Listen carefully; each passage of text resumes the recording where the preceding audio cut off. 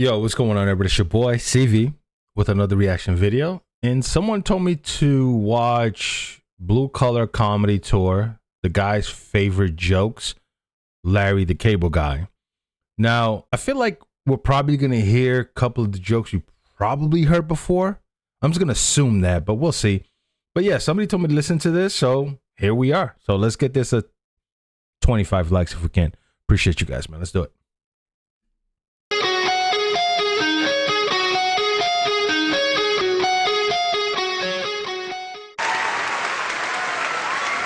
What do you say we bring the boys back out? I'm stupid. So this is just Larry the Cable Guy. Okay, what's his name? Mater? The race car series from Disney? That was him. So I remember his voice from that. And to be honest, it's like, I don't know if this is a character that he plays, but if it is, man, amazing. Props to him, because that got him that part as Mater. I think his name is Mater. I can't remember. But to work for Disney in the Pixar movie Cars, if it's a character that he plays, amazing. Does he really sound like this in real life? Is this a character? I kind of feel like it is, but I still like it. Anyways. Mr. Bill Engvall.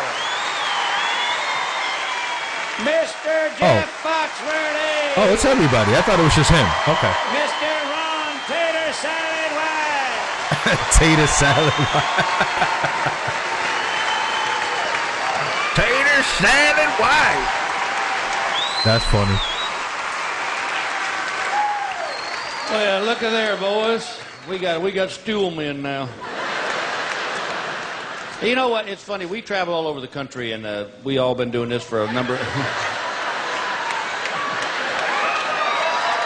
There's always one of us in the group, right? I never considered you a spinner. This is the same guy. Yesterday afternoon, we're at the Lincoln Memorial, and he said, I had no idea he was that big. And Bill said he's not even standing up. You know, we travel all over the country doing these shows and stuff, and it's funny, being a comedian, people always come up to you and go, hey, tell me a joke. Which is weird, because nobody walks up to a plumber and says, hey, fix my toilet. So I thought it would be fun. It's, do what we do every night. Like, we finish a show, and you're jacked up from the shows. You can't go to bed. So we sit around down at the bar or Waffle House or whatever, and we just tell jokes to each other. And I thought it might be fun to tell our favorite jokes tonight. All right. Yeah, just joke. Before we start, I want to say this, man. I'm just looking at these four guys, man. I don't know, man. I feel like Mr. White just stands out to me. He's the type of person I think could just fit everywhere. Like, I think he could just go anywhere and just be funny. Ron White just comes off a little bit different. But anyways, the fact that I'm watching these four dudes on stage, whoever came up with the idea to put them together to travel and tell jokes, brilliant. I don't know whose idea it was, but that guy, hopefully he's a millionaire. And if he's not, he needs a goddamn raise. I'll say that. Anyways. I gotta tell you, I'm dizzier than hell here. Oh, you just spent for an hour. The doctor says to this feller, I got bad news and worse news. He says, oh, what's the bad news? He said, you got 24 hours to live. He says, well, what's worse news? I forgot to call you yesterday.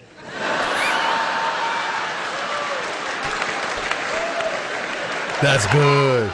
All right, I got a 24-hour to live one. Guy gets up in the morning, 6 a.m., goes to the doctor. The doctor tells him he's got 24 hours to live. I bet this is the same doctor. God. Y'all want to sit next to each other?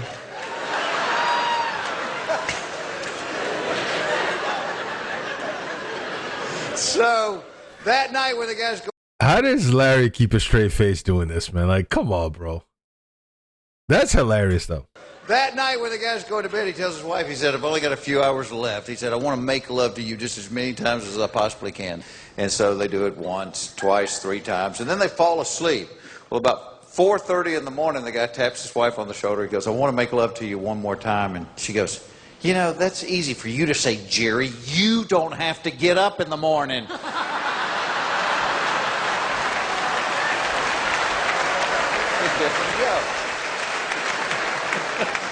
Wait, wait, I didn't get that joke. Wait, am I stupid? Up in the morning.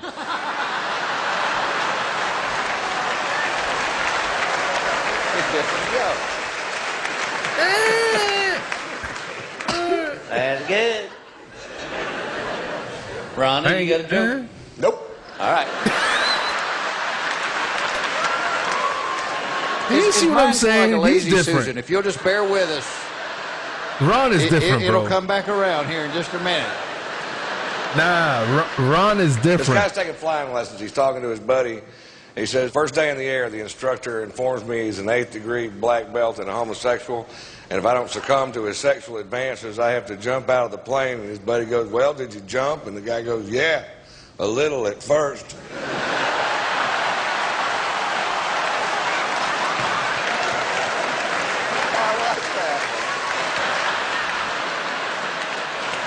This woman goes to the doctor, says she's got a digestive tract problem, and the doctor says, well, tell me about your daily routine. She said, well, I get up at 6:15 every morning and make my family breakfast, and at 8:15 I have a bowel movement. Is that my wife? He goes, well, let's take an x-ray and see what the problem is. So he takes the x-ray and he goes, well, there's the problem right there. You got 3 worms in you. We're going to have to operate. First worm goes, did you hear that? The second one says, yes, I did. He goes, what are you going to do? He goes, well, I'm going to hide behind the heart. Other worm says, well, I'll hide behind the liver. And the third one says, I don't know about the rest of you fellas, but I'm catching you 8:15 out of here.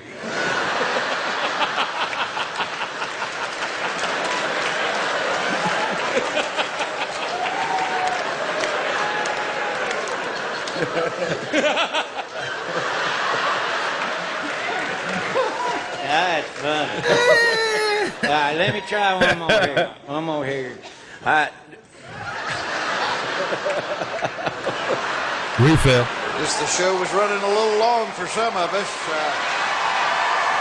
See, this is why I like Ron, man. I told you. Refill for my guy Ron. Hey, let's go, Ron.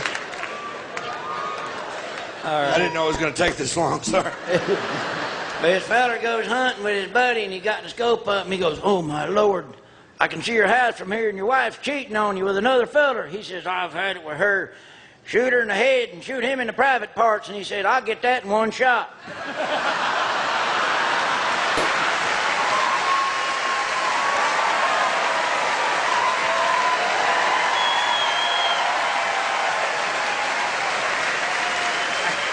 I got him. The preacher told me that last week. This guy's mother-in-law comes to live with him.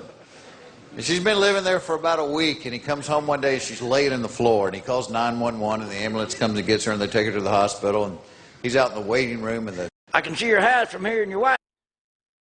I don't know. That joke right there about the cable guy just made me think of something. Do you know how bad our society is today? It's like, I'm shocked that they say, hey, take cars off the shelves. Did you hear the joke he just made right here?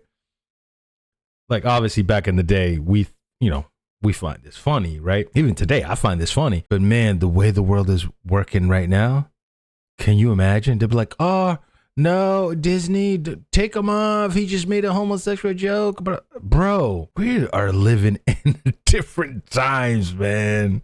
And I don't like it. Wife's cheating on you with another feller. He says, I've had it with her. Shoot her in the head and shoot him in the private parts. And he said, I'll get that in one shot. That's that sniper shot in not Call of Duty. Well, Call of Duty 4 Modern Warfare had that. Take two guys out like that. The preacher told me that last week. this guy's mother-in-law comes to live with him. And she's been living there for about a week, and he comes home one day, she's laid on the floor, and he calls 911, and the ambulance comes and gets her, and they take her to the hospital, and he's out in the waiting room, and the doctor comes out after a while, and the doctor said, well, I got some good news and some bad news.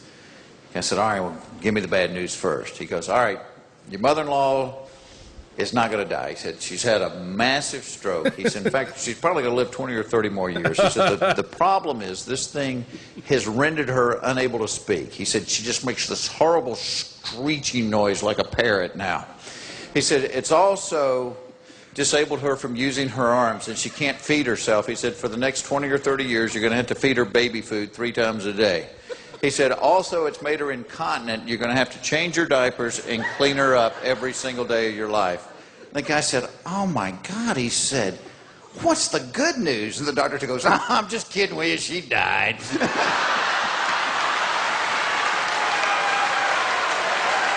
a good one.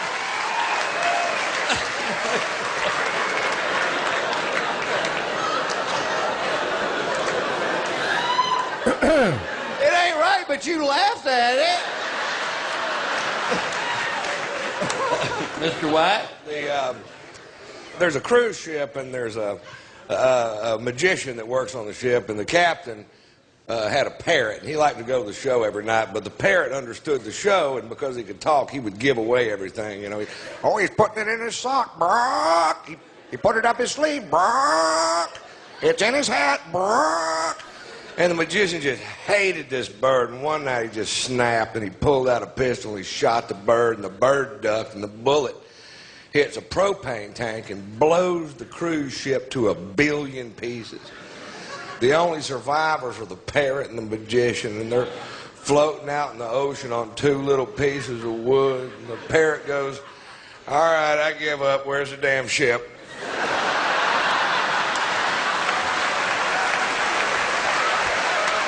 I like that one, man. All right, I got a ship joke. Back in the 1800s, this wooden warship was out cruising the ocean. And the guy in the crow's nest says, Captain, there's an enemy ship on the horizon. The captain turns to his assistant and says, bring me my red shirt. All right. He goes and gets his red shirt. The captain puts it on. The battle ensues. It goes all day long, and they don't lose one sailor. About 10 minutes later, the assistant comes up to the captain and says, hey, I got to ask you something. He says, before the battle started, you said, bring me my red shirt. He goes, why a red shirt? And he goes, because if I happened to be shot and was bleeding, the crew would not notice the blood and they would continue to fight on. He goes, wow, that's awesome. Next morning, the guy in the crow's nest goes, 20 enemy ships on the horizon. Captain goes, bring me my brown pants.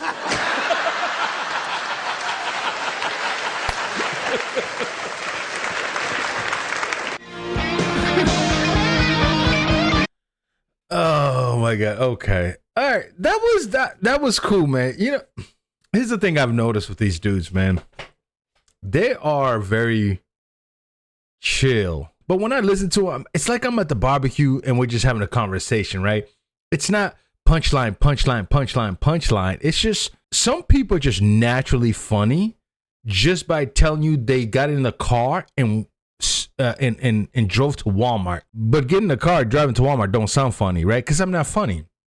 There are people that can say that and it's just funny because they're just funny people in general. Like, it doesn't have to be a skit. They don't have to be a comedian. They're just naturally funny. And these guys, the way they see the world and things when it happens, they see it as comedy in their head, where if somebody falls down, I'm like, or some of us will go, oh my God, is that person okay? These dudes would just go, and make a joke. Maybe, slipped on a banana peel, whatever it is. You know what I'm saying? They see the world entirely different, man.